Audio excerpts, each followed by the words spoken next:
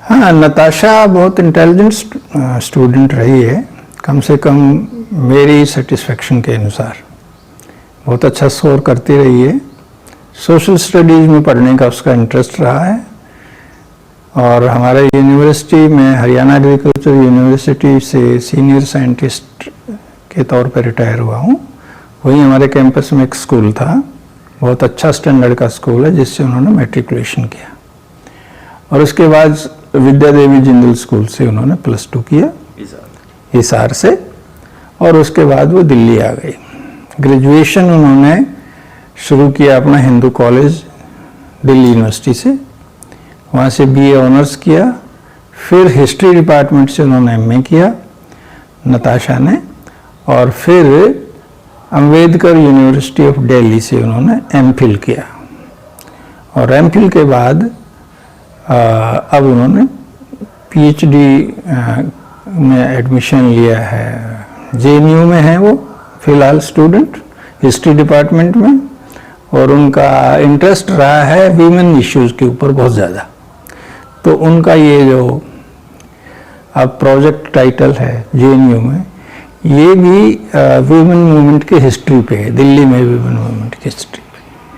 तो उनका अपना एक विचार है और she has been a good student, लेकिन ज़्यादातर एकेडमिक्स पे ही ध्यान देती रहती है और एकेडमिक्स के जरिए ही अपने ख्याल जो है ना एक्सप्रेस करती है। नरवाल साहब, एकेडमिक्स की बात करें तो स्कॉलर है, एकेडमिक्स की बात समझ में आती है, लेकिन सड़कों पे आके प्रोटेस्ट करना और NRC और जो ये बहुत ही बड़ा इशू बना हुआ आज के टाइम पे, तो ये कब लिंक हुआ एकेडमिक्स से सड़कों पर आना, क्योंकि पुलिस ने भी यही चार्जेस लगाए हैं?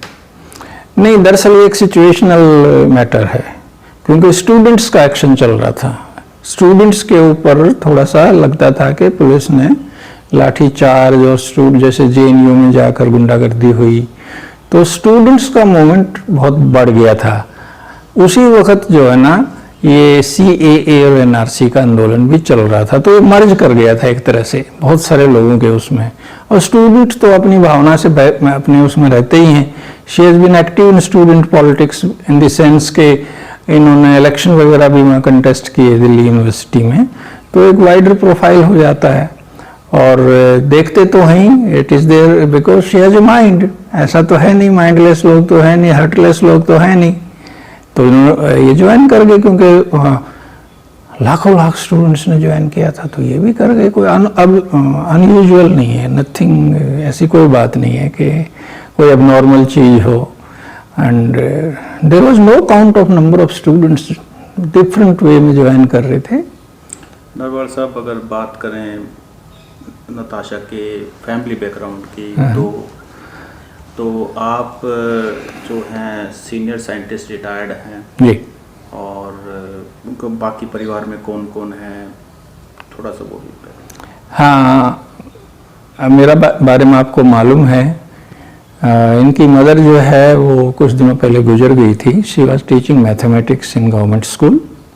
एक भाई है नताशा का, यानी मेरा बेटा आकाश, वो कलकत्ता में सत्यजीत रे institute of film and television में अभी हायर ले रहा है और वो फाइनल स्टेज पे है।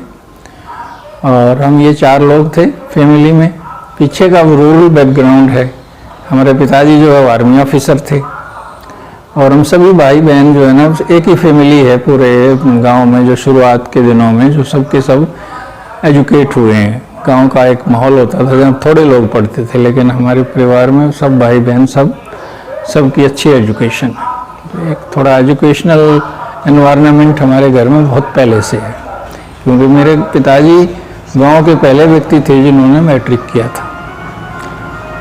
नरवाल साहब, गांव की बात हुई तो अब तक जो नरवाड़ों का नाम जो मीडिया में सुना था वो कबड्डी प्लेयर के सुना जाता है। हाँ, बिल्कुल बिल्कुल। तो कबड्डी प्लेयर से फिर अब जो नरवाड़ है, नताशा नरवाड़ है, वो अभी दूसरे उसके लिए जाने जाते हैं, तो इसको आप कैसे देखते हैं? नहीं, वो मेरे गांव के नहीं हैं सारे कबड्डी के प्लेयर, लेकिन हमारे नेटिव जो पहला गांव था ओरिजिनल, वो उसके हैं, हमारे पास वाले ही हैं। उन्होंने बड़ा नाम कमाया है, हमें बहुत अच्छा लगता है। और एकेडमिक्स में हमने थोड़ा सा एक्सेल किया है। मेरी बेटी भी academically she is going to PhD and she has done very good work in academics also, writing, journals में और मतलब various activities, only academics. So हम एकेडमिकली गांव में भी अच्छे जाने जाते हैं। नताशा का नाम पिंजरा तोड़ जो एक संस्था है वुमेन इश्यूज़ पे काम करती है, तो वो आपको उसके बारे में आप क्या सोचते हैं?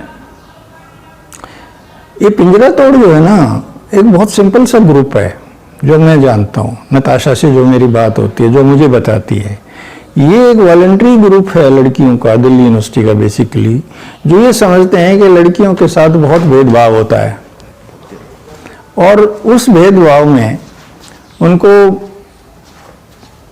कई बार नज़र जो आता है वो बोल देते हैं। वो सोच एक इवॉल्व हो गई है सब में, और उन्होंने पिंजरा जो है अपने हॉस्टल को बोलती हैं। वो हॉस्टल में जो लॉक्स लगे हुए हैं, हॉस्टल में बंद कर दिया जाता है लड़कियों को 6 बजे अर्ली टाइम पे, तो पढ़ाई वढ़ाई भी इफेक्ट होती है। बेसिकली उनकी एजुकेशनल डिमांड थी कि हमें एजुकेशनल लेवल पे तो बराबरी दीजिए। हम फोटोस्टेट करवाना हो सकता है, हमें कोई किताब लानी पड़ती है, लाइब्रेरी जाना पड़ता है, हम हायर स्टडीज़ कर रहे हैं, इंडल्स हो रहे हैं, तो आप हमें एजुकेशन में तो बराबरी दें। उससे इवॉल्व होता होता ये पिंजरा तोड़ जो सिंबल है, ये हॉस्टल का सिंबल। सर यहाँ तक बात ठीक है, मैंने उनकी कल सोशल मीडिया प्रोफाइल पढ़ी थी, तो उसमें कुछ उन्होंने कुछ इस तरह के नारे सपोर्ट के, तो खाली कर दो रास्ते लड़कियों के वास्ते, या फिर जो कश्मीर की बात थी उस पर कि फ्रीडम एट गन पॉइंट सरकार ले रही है, कुछ संघ मतलब कुछ संघ के बारे में भी टिप्पणियां की हुई थी। तो ये पॉलिटिकल जो टोन ले रही है, इसके बारे में क्या? हाँ, ये जो पिंजरा तोड़ है, ये वैसे तो एक आपने जो पूछा है कि इसका जो है कई बार इसका एक्सप्रेशन जो है वो बहुत रेडिकल होता है, वो बड़ा एक नॉर्मल सी बात है।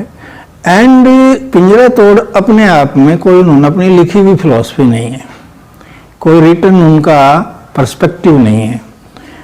वो जब आदमी सोशल एक्टिविटीज़ में एंटर करता है तो और चीज़ों पे भी बेसिकली उनका यही है कि भाई हम सड़कों पे भी नहीं आप चलने देते, तो हमारे लिए खाली करो ये सड़कें। ये तो स्लोगन फॉर्म में होता है, स्लोगन्स तो थोड़ा इफेक्टिव होता है ना, तो इवॉल्व हो जाते हैं। ये कोई फिलॉसफी नहीं है, जैसे टाइमली स्लोगन्स हैं ये कोई परमानेंट उनका आइडियोलॉजी या ऐसा नहीं। तो कश्मीर वाले इशू पे कि सरकार गन पॉइंट पे शांति बहाल करने की कोशिश करे, 370 धारा, तो उनकी सोशल मीडिया पे ये चीज़ें भी मतलब देखने को मिली, संघ के बारे में भी टिप्पणियाँ थी, तो इसको आप कैसे देखते हैं?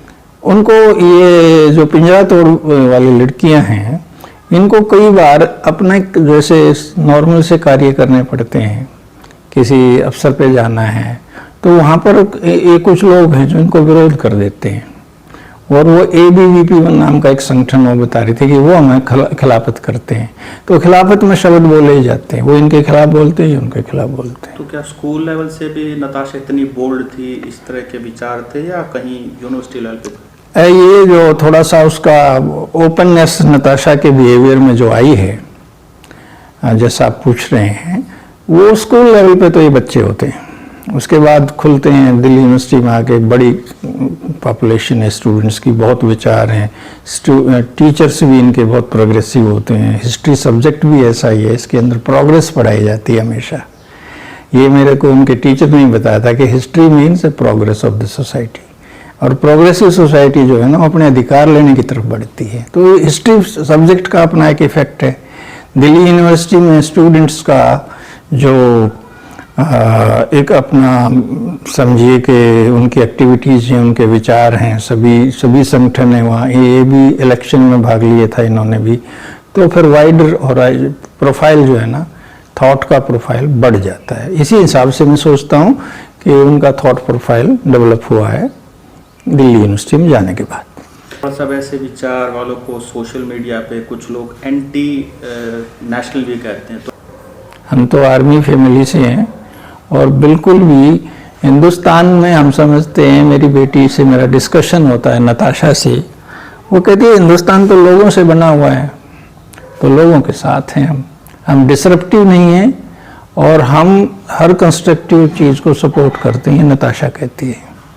जैसे अब बहुत सारे लोगों को तकलीफ़ हो गई लॉकडाउन के बाद, तो उन्होंने रिलीफ वर्क किया ज़बरदस्त, दिन रात उनमें बहुत एक्टिव थे रिलीफ वर्क में। तो एंटी नेशनल का तो कोई बात ही नहीं।